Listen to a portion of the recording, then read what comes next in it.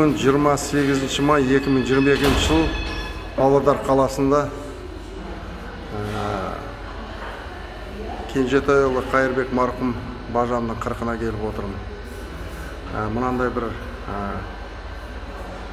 бүткіл қазақ халқына керек үрдіс мына Павлодар облысында, басқа облыстарда бар шығар.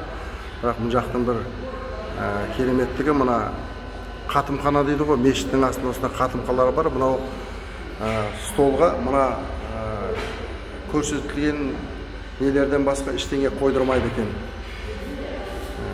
Керемет үрдіс.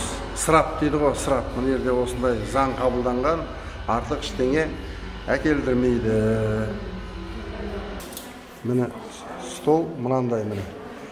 Жаңағы списте тұрған осындай ғана стол, үлкен қатымхана. Бір керемет, артық ештеңе жоқ.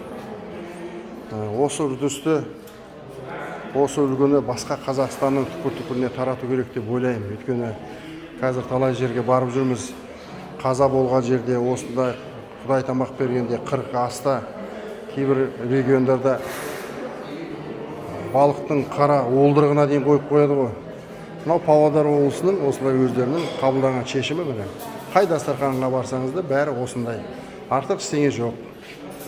Артық затты әкелдірмейді. Осындай не қабылданған екен.